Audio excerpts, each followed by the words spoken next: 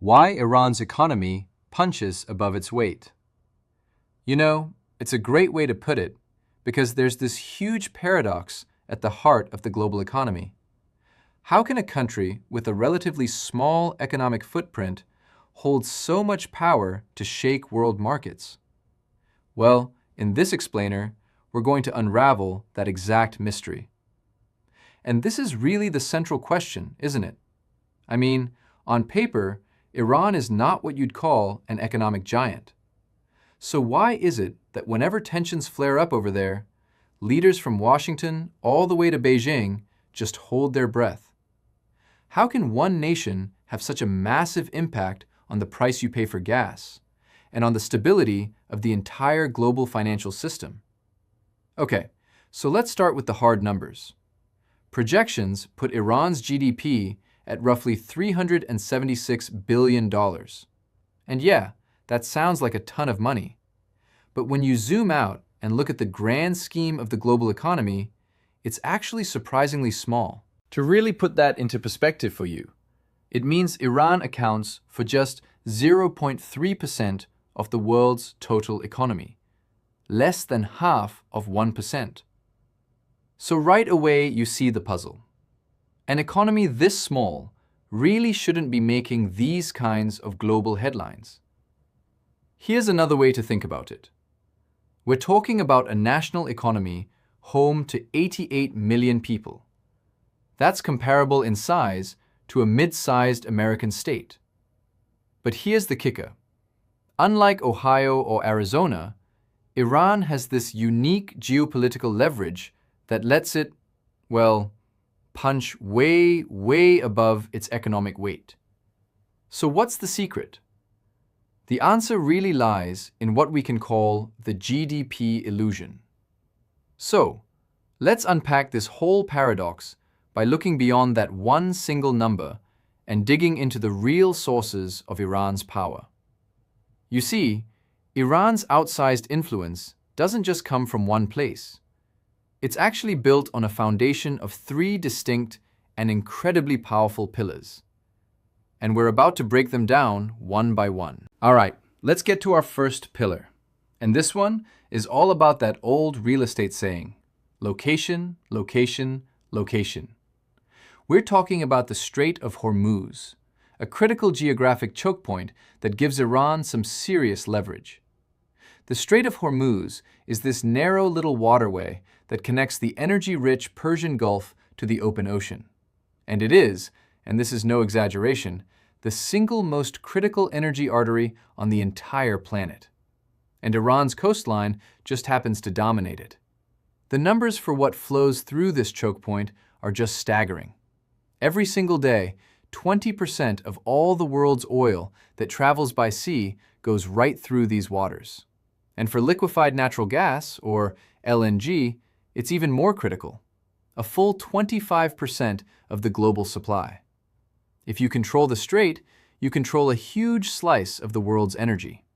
Now let's move on and see how this builds with our second pillar, because it's not just about controlling the shipping lanes. It's also about what Iran literally has in the ground. Iran itself is a bona fide energy superpower. When it comes to proven crude oil reserves, Iran ranks third or fourth in the entire world. But what's maybe even more significant are its natural gas reserves, where it's right up there competing with Russia for the #1 spot globally.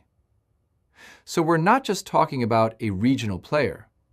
This is a world-class holder of the very resources our modern economy runs on. And these resources, they are absolutely central to Iran's own economy. A massive 85% of the country's export revenue comes from energy and petrochemicals. Now that's a bit of a double-edged sword. It makes them vulnerable, sure, but it also means their #1 export is something the rest of the world absolutely has to buy. Which brings us to our third pillar.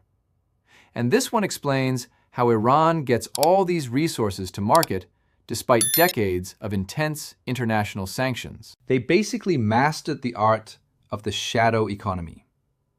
The key to this whole thing is a concept known as the Ghost Armada. Sounds like something out of a movie, right? Well, it's a vast secret network of oil tankers that operate completely off the books. They are the engine of Iran's sanctions-busting operation, allowing them to sell oil no matter what international rules say. So how does it work? It's basically a four-step process of deception. First, the tankers just turn off their tracking transponders to go dark and vanish from global monitoring systems. Second, they do these risky ship-to-ship transfers of oil way out in the middle of the ocean to hide where it came from. Third, that oil is taken to a hub like Malaysia, where it's mixed and relabeled to look like it came from somewhere else entirely. And finally, this now disguised oil is delivered to its main destination. And who is that main destination? Approximately 90%, 90% of Iran's sanctioned oil exports are absorbed by just one country, China. This economic lifeline is crucial. It ensures that no matter how tight the sanctions get, Iran has a major customer ready to buy, keeping its most vital industry afloat. So let's recap. We've got the three pillars: a geographic choke point, massive energy reserves, and a shadow economy to sell them. So what happens when you put these factors to a real-world test? Well, that's when you see the asymmetric reality of Iran's power. Let's just imagine a scenario. Following military strikes, Iran's Revolutionary Guard Corps declares the Strait of Hormuz is closed. The result isn't just a regional skirmish. It's an instantaneous global deliverability crisis. The flow of energy just freezes solid, and the entire world feels the impact. And what does that impact look like? Well, the most immediate effect is on the price of oil. If the strait were to stay closed for a while, analysts project that the price per barrel could surge past $136. That's a price that would send absolute shockwaves to every single sector of the global economy. And the dominoes would just start to fall. An oil price spike like that could cause the global economy to shrink by as much as 3.5%. And worse, it would push the probability of a full-blown global recession to over 85%. That is the kind of power a nation with just 0.3% of the world's GDP can wield. There's a quote from our source material that just sums it up perfectly. The geography of a choke point is worth more than the output of 1,000 factories. It's a powerful statement about the nature of power in our interconnected and pretty vulnerable global system. So the takeaway is this: Iran's real power isn't measured by its own economic output. No, it's measured by its immense leverage over the critical weak spots, the vulnerabilities of everyone else's economy. And that leaves us with a final, really important question to think about.